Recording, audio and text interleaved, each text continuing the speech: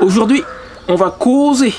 Alors je sais, j'ai dit dans ma dernière vidéo que la prochaine vidéo que je ferai, ça serait soit celle sur le liquide de frein, soit le test du nouveau micro.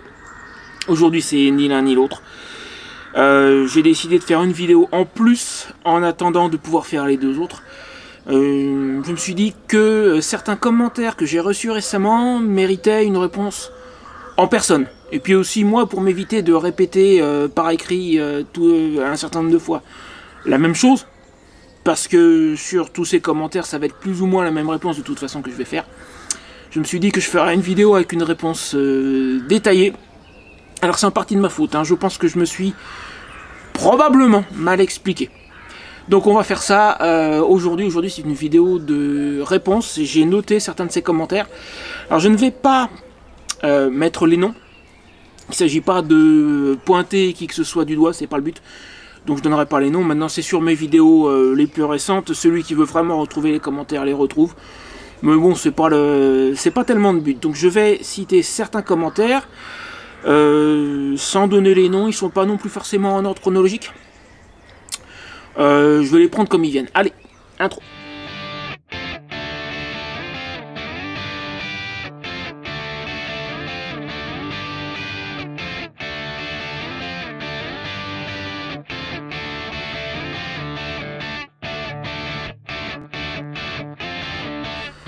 Alors déjà, la majorité des commentaires en question concernent ma vidéo de mardi. Il me semble que j'ai publié mardi, si je dis pas de bêtises, qui s'appelle État des lieux. Dans laquelle j'explique où j'en suis dans mon projet, ce qu'il me reste à faire, les difficultés que je rencontre, etc.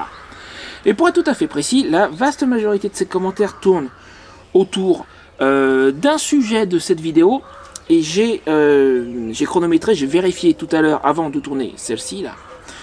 Donc il s'agit de la question des dons, du fait que je sois passé sur un modèle économique à base de dons. Et la vidéo en question, alors tiens-toi bien, hein, dure 27 minutes et 2 secondes très exactement. Sur une vidéo de 27 minutes, je vais arrondir, les commentaires en question se focalisent sur, en gros, réduisent une vidéo de 27 minutes à un extrait qui dure 2 minutes 30 à la fin de la vidéo. Déjà, il y a ça. Je parle de tout un tas de choses dans cette vidéo. Je parle de mon affaire en ligne. Je suis marketeur en ligne. Je cherche un terme plus français à utiliser. Je fais du marketing d'affiliation sur Internet. Quand j'ai démarré mon projet, et je l'explique dans la vidéo en question, je vais te mettre le raccourci là-haut si tu veux. J'avais encore une activité qui tournait, même si elle n'était pas au beau fixe. Il y a eu des périodes, notamment en 2017, où j'ai fait des mois à 3000 $ le mois. Là, quand j'ai démarré mon projet de nomadisme à moto, j'en étais plus du tout à ce niveau-là, mais j'avais quand même encore une certaine activité quand j'ai démarré. Donc j'explique tout ça, j'explique sur quoi je comptais, comment ça s'est passé, comment ça s'est réduit. J'explique la transition que j'ai opérée, j'explique les travaux qui me restent à faire sur Rocinante. Pourquoi j'ai expliqué tout ça? Notamment parce que pour ceux qui n'étaient pas là au tout début quand j'ai lancé ma chaîne, je me suis engagé depuis le début à ne rien cacher, à tout dire, à tout montrer, et c'est ce que je fais depuis le début. Les bons moments, il y en a eu des bons. Les mauvais, il y en a eu des mauvais, il y en a eu d'autres. Je ne cache strictement rien, c'est pas mon but. Il y a un vieil adage dans le monde du marketing en ligne qui me plaît pas du tout et auquel je me suis jamais identifié, qui est, alors il vient du mot anglophone, mais je vais te le traduire, qui est fake it until you make it. C'est-à-dire, fais semblant d'avoir réussi jusqu'à ce que tu aies réussi. Et ça, j'y peux rien, j'accroche pas. J'ai jamais pu, je peux pas faire ça, j'en suis pas capable. Du coup, je préfère, et c'est dans mon caractère, tout montrer, quitte à ce qu'il y ait des trucs qui soient pas plaisants. Et depuis le début, je montre tout. Si tu regardes mes vidéos du début, j'y explique que je travaille en tant qu'affilié en ligne. J'ai pas tellement insisté là-dessus d'ailleurs. J'en ai parlé au début, après j'ai beaucoup moins insisté. J'ai peut-être eu tort. Mais j'en ai parlé dès le début. Et j'explique que le budget sur lequel je comptais pour avoir la moto, c'était pas mon affaire en ligne parce qu'à cette époque-là, elle n'était pas suffisante et qu'il fallait justement que j'essaye de la relancer.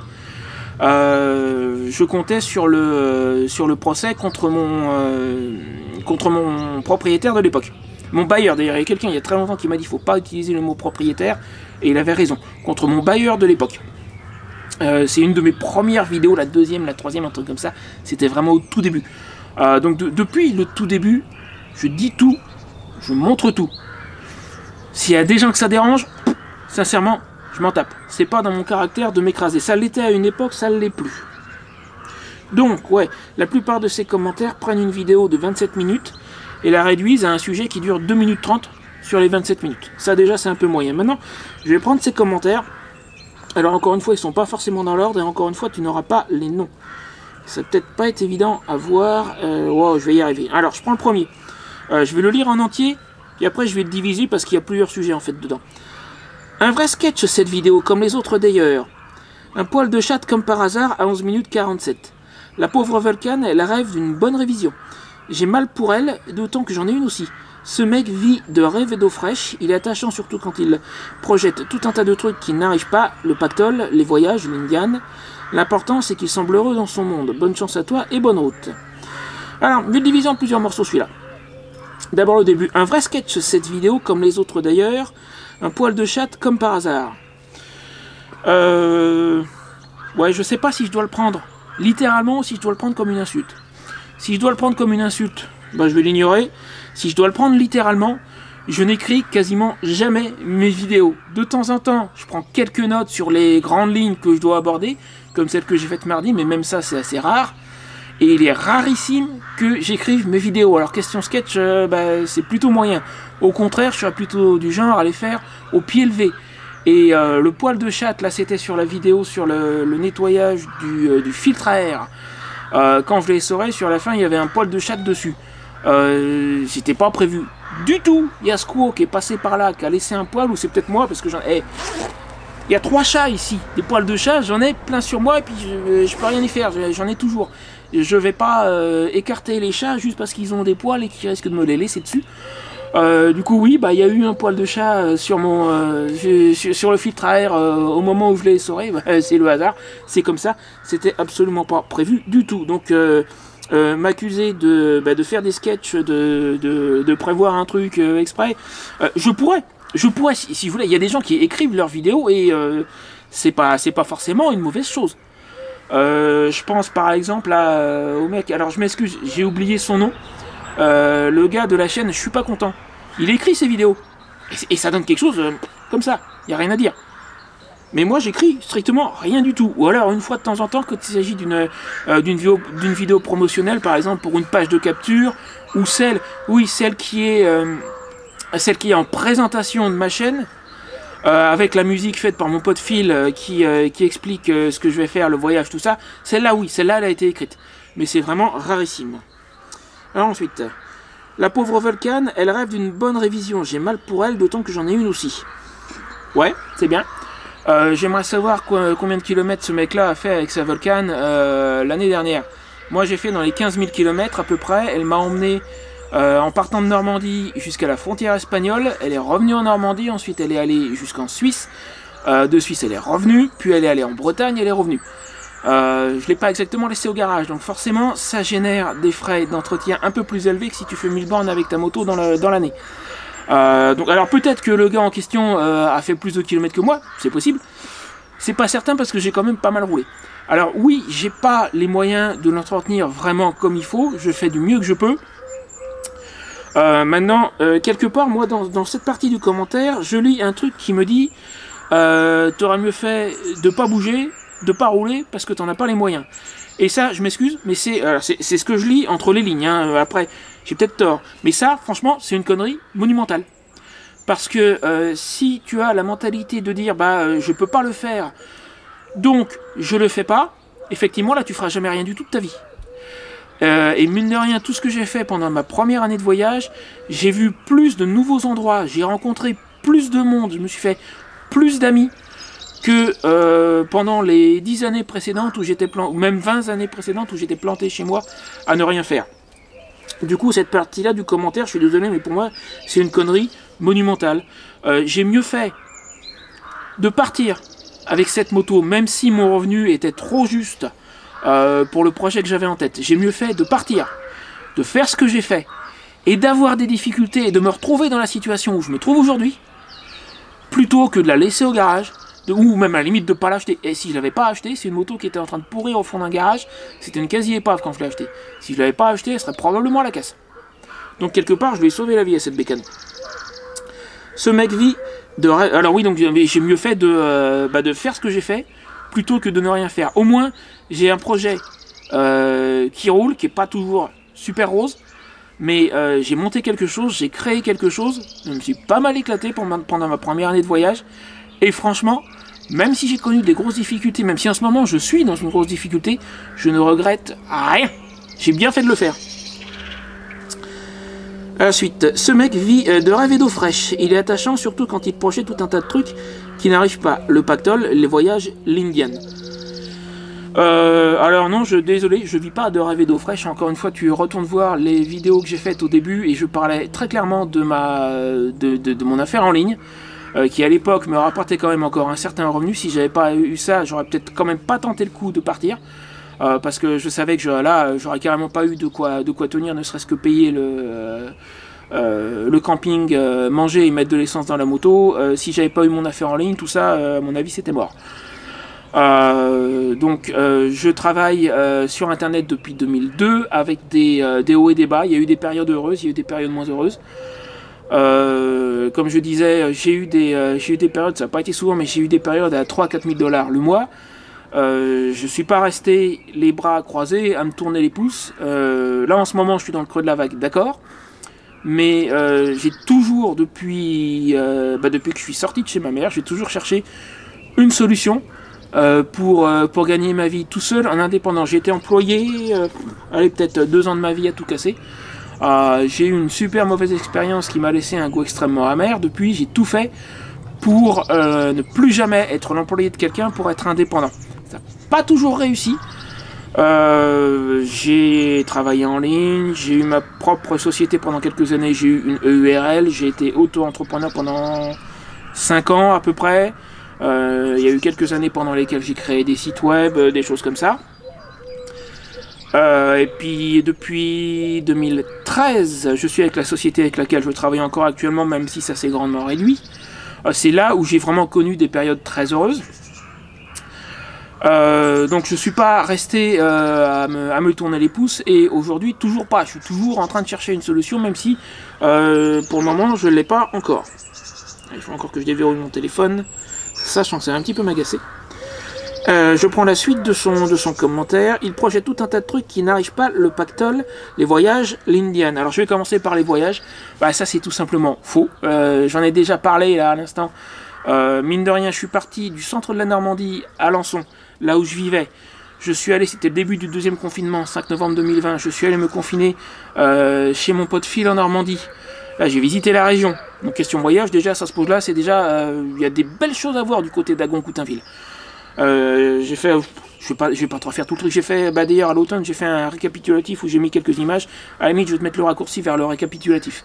Donc j'ai visité la région. Quand je suis parti de là début janvier, j'ai fait Nantes, Bordeaux, Toulouse, Rodez, Carcassonne. C'est là où j'ai eu mon accident de moto. J'ai traversé toute la montagne Noire. C'était magnifique. J'ai une vidéo là-dessus aussi. En arrivant dans la vallée de Carcassonne, j'ai eu mon accident de moto. On m'a grillé une priorité à droite. Un mois plus tard, je suis reparti de Carcassonne, je me suis arrêté à Is-sur-Tête, à côté de Perpignan, à 2 pas de la frontière espagnole. Je suis allé jusqu'à la frontière. J'ai vu le monument des rebelles catalans quand ils ont fui Franco au col de Mandrel. Je suis allé jusque-là. J'étais littéralement les pieds sur la frontière. Je voyais les panneaux en espagnol en face de moi. Malheureusement, tout était verrouillé. À ce moment-là, c'était début mars. Donc, j'ai pas pu aller en Espagne. Puis pour d'autres raisons aussi, enfin je vais pas m'étendre là-dessus maintenant. Depuis la frontière espagnole, après au printemps, je suis remonté. Je suis passé par l'Hérault. Je me suis arrêté à Descartes. Je suis revenu en Normandie. Puis je suis allé en Suisse. Et puis je suis allé en Bretagne. Question voyage, ça se pose là. Et ça va même un poil plus loin. Avant ça, avant le début de mon aventure, 2017, je suis allé au Texas. J'y ai passé 1 mois.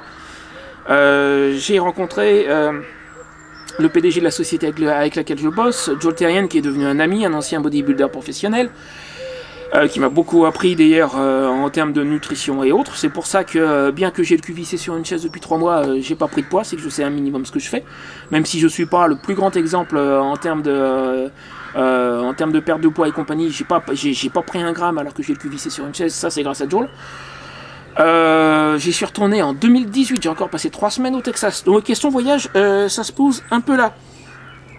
Le pactole et l'Indian, parce que ça va ensemble, le changement de moto, quelle que soit la moto d'ailleurs, ça sera quand j'aurai un budget qui sera tombé. Alors le pactole, j'imagine évidemment qu'il parle de mon gros projet.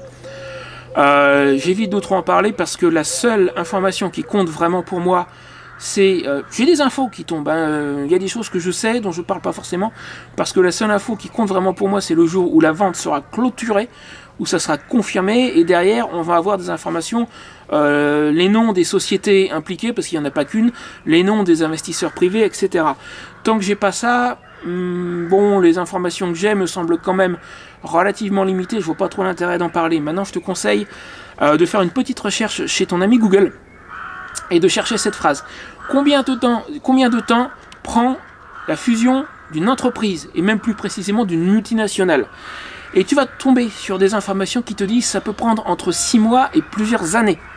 Et là, on parle d'un énorme mammouth multinational où il y a quand même 5 banques... Non, je dis quand même, c'est 5 investisseurs privés et 8 banques centrales de différents pays, la grande majorité asiatique. C'est un truc énorme. C'est une fusion qui est en cours depuis maintenant 5 ans à peu près. Moi, je suis engagé dedans, enfin engagé au niveau microscopique, hein. Depuis pas tout à fait 1 an, ça fera 1 an en mai. Et donc tu vas voir, vérifie par toi-même, tu verras que ce genre d'affaires, ça peut facilement prendre des années.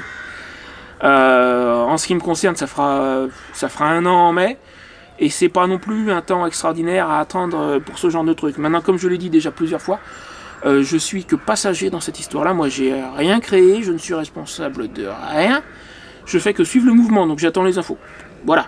Comme je l'ai dit au début de cette vidéo, je me suis engagé à tout dire ouvertement, je dis tout. Même si ça peut parfois me causer du tort. D'ailleurs, entre parenthèses, la vidéo que j'ai publiée mardi, je me suis posé la question 1 fois ou 2 si j'ai bien fait de la publier ou pas. Par contre, je me suis pas du tout posé la question de savoir si je devais l'enlever. Je l'ai faite, ça c'est réglé. Je l'enlèverai pas. Et j'enlèverai pas les commentaires non plus. Ceux que je suis en train de te citer, tu vas les retrouver, hein. Je les ai pas cachés, je les ai pas enlevés, rien du tout. Donc oui, je me suis posé la question 1 fois ou 2 de savoir si j'avais bien fait de la faire. Et ma foi, ça fait partie de ma politique, hein. Je montre tout, un point c'est tout, ça se discute pas. Donc oui, j'ai bien fait de la faire. Alors un autre, encore une fois j'ai pas les noms, hein. J'ai fait exprès de pas prendre les noms. Pour réaliser tes projets, il te faut de l'argent, donc un travail. Tu dois compter sur toi-même pour faire aboutir ton projet. Là, à chaque fois que je vois une vidéo, j'ai l'impression que tu comptes trop sur la générosité des autres. Ça me gêne, bon courage. Alors, il faut de l'argent, oui, ça c'est sûr. Donc ça on est d'accord. Donc, un travail, non, pas forcément. Comme je l'ai déjà évoqué, ça fait depuis 2002 que je fais tout pour ne pas être l'employé de quelqu'un d'autre. J'ai eu des activités en indépendant depuis cette époque-là, plus ou moins heureuses. Je vais continuer. Il y a des périodes où ça marche. Il y a des périodes où ça marche pas. Je lâcherai pas le morceau pour autant. Ça non plus, c'est pas du tout dans mon caractère. Tu dois compter sur toi-même pour faire aboutir ton projet. Là, à chaque fois que je vois une vidéo, j'ai l'impression que tu comptes trop sur la générosité des autres. Ça me gêne. Alors, ça rejoint un autre commentaire. Attends que je le trouve. Voilà. Ça rejoint un autre. Il me semble également que tu dois compter... Je suis pas sûr que ce soit la même personne, du coup je sais plus. Hein. Ça doit être une autre, je pense. Il me semble également que tu dois compter sur toi-même financièrement pour continuer ton aventure. Et cela passe obligatoirement par le travail ou le loto. Non, justement, pas obligatoirement. Alors, sous-entendu, si tu parles de travail en tant qu'employé, non, pas obligatoirement. Et non, l'appel à la générosité systématique sur tes dernières vidéos. Alors voilà le petit côté justement qui me gêne dans l'histoire. Il y a beaucoup de chaînes qui fonctionnent avec un modèle à base de dons. Alors pas forcément de façon exclusive. Et ces chaînes-là, les gens qui font les vidéos ne parlent pas forcément de leur situation personnelle. Par contre, il y a énormément de chaînes qui acceptent les dons et qui le disent. Si je prends un premier exemple qui me vient à l'esprit, mais il y en a plein d'autres, Draw My Economy. Alors, malgré que le nom soit en anglais, c'est une chaîne en français de quelqu'un qui fait notamment des analyses économiques sur l'actualité. C'est une mini-série à base d'animation, c'est une série animée. Lui, alors attention, hein, je ne veux pas dénigrer ce qu'il fait, absolument pas. D'ailleurs, j'ai absolument rien contre le fait qu'il fasse comme ça. Mais tu regardes au début de chaque vidéo, lui pour le coup c'est systématique. Il y a un tout petit encart, au début ça doit durer 10 secondes peut-être, où il dit vous pouvez également aider la chaîne financièrement en cliquant sur le bouton rejoindre. Lui pour le coup c'est systématique. Moi c'est beaucoup plus aléatoire parce que je le fais pas à chaque fois. Je le mets pas forcément en début de vidéo, des fois je le mets à la fin, des fois j'y pense pas. Je suis absorbé par mon sujet, j'y pense pas du tout. Des fois je peux mettre juste un petit encart texte à la place de le dire physiquement dans la vidéo. Donc déjà c'est pas systématique. Et puis je suis certainement pas le seul à le faire. Encore une fois, des chaînes qui acceptent les dons, il y en a un paquet d'autres. Alors je vais en prendre un autre. Non. Ah oui, celui-là je l'aime bien. Alors même avec les autres, ceux qui font des dons, ils font comment pour se le permettre à ton avis? Ils bossent. Donc en suivant le fil, ils bossent pour que toi tu ne bosses pas. S'ils te font un don. Ton contenu n'a rien d'extraordinaire, tu ne mérites pas de don plus qu'une autre chaîne, je suis désolé. Tu parles anglais, trouver un taf est super easy. Alors, je vais le prendre pareil par morceau, même avec les uns. Ceux qui font des dons, ils font comment pour se le permettre à ton avis? Ils bossent. Donc, suivant le fil, ils bossent pour que toi, tu ne bosses pas, s'ils te font un don. Alors, je suis désolé, mais là, l'argument est complètement bancal. Ceux qui font des dons, ils font comment pour ça? Ils bossent, donc, en suivant le fil, ils bossent pour que toi, tu ne bosses pas s'ils te font un don. Bah non. Non, juste non. Encore une fois, il y a beaucoup de chaînes qui sont basées sur des dons, et moi, ça sous-entendrait qu'en fait, je fous rien, que je me tourne les pouces. Bah, c'est juste pas vrai. Je crée du contenu qui plaît à un certain nombre de personnes. Alors dernièrement, ça rejoint la fin de son commentaire. Ton contenu n'a rien d'extraordinaire. Ces temps-ci, à la limite, j'aurais tendance à dire oui, c'est vrai, parce que je fais pas exactement le contenu que je voudrais faire. Maintenant, tous les voyages que j'ai fait justement, où j'ai filmé de beaux endroits à voir, où je te donne des conseils sur où il faut aller, ce qu'il faut regarder, où tu peux t'arrêter. Le guide que j'ai créé récemment, qui malheureusement ne contient que 10 campings, c'est vrai, mais quand même, c'est mon expérience personnelle dans 10 campings, et tout ça, je fournis gratuitement. Bah peut-être que t'appelles pas ça du boulot, mais moi, moi en fait, si.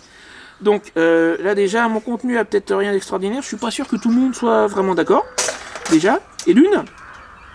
Et puis, ceux qui pourraient potentiellement faire des dons, alors, soit ils bossent, soit ils sont... Alors, c'est toujours pareil. Ils bossent, sous-entendu, en tant qu'employés, ou ils sont entrepreneurs, ou ils sont investisseurs, partenaires dans une grosse société, ou que sais-je.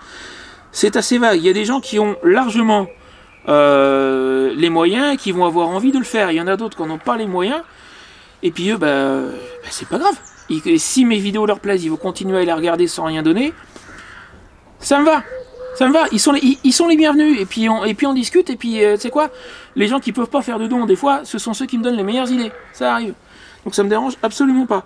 Donc du coup, si ça sous-entend que je devrais pas fonctionner avec un modèle à base de dons, ben ma foi, je suis loin d'être le seul à le faire.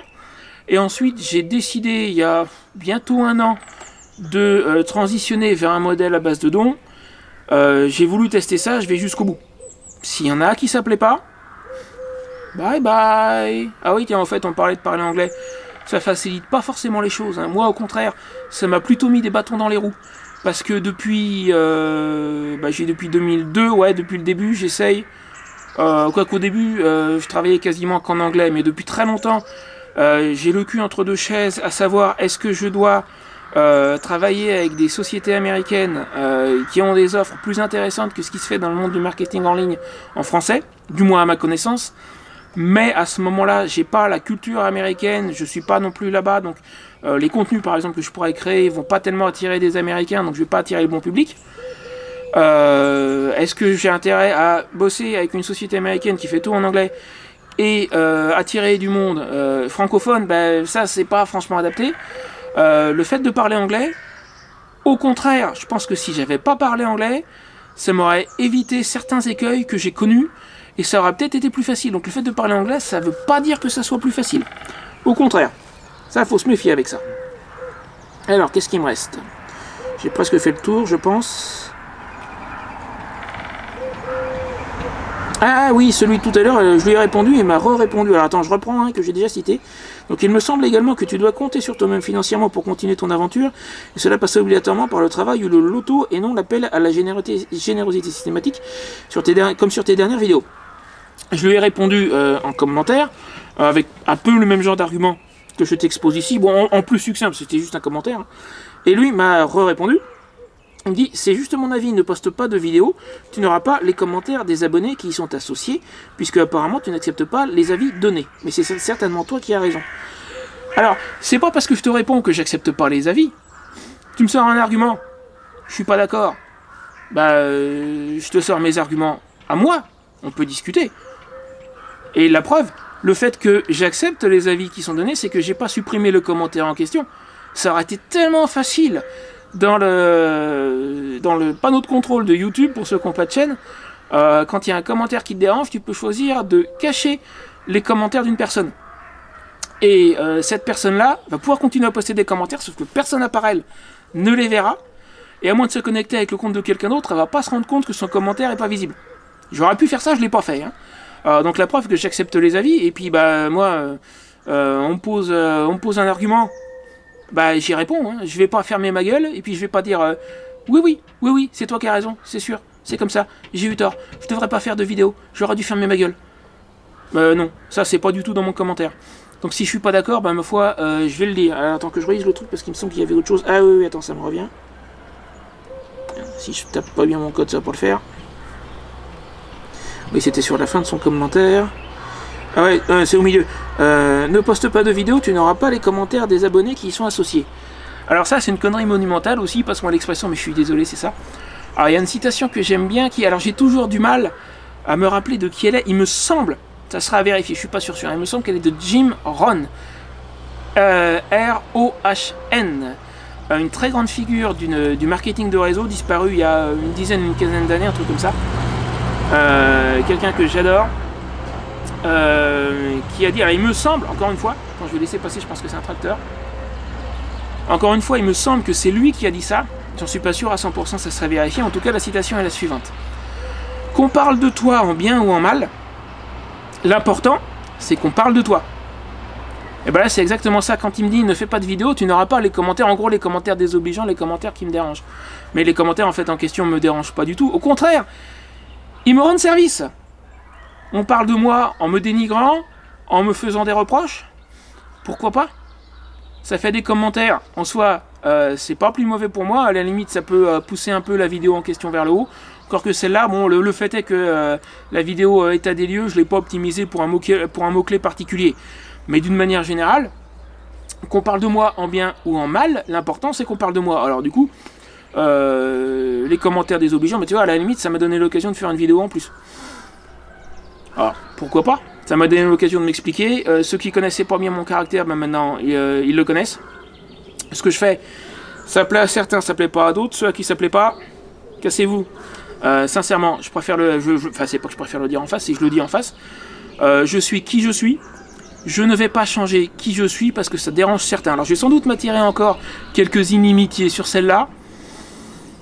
C'est pas grave. Ceux, notamment, ceux qui ont vu mon voyage pendant la première année, qui ont apprécié le contenu que j'ai fait, et qui s'attendent à qui espèrent qu'à un moment ou à un autre, je puisse repartir pour créer encore plus de contenu de ce type, parce que c'est ça mon but. Mon but, c'est pas de rester ici et de montrer un type qui connaît pas grand-chose en mécanique moto, qui bricole sur sa bécane.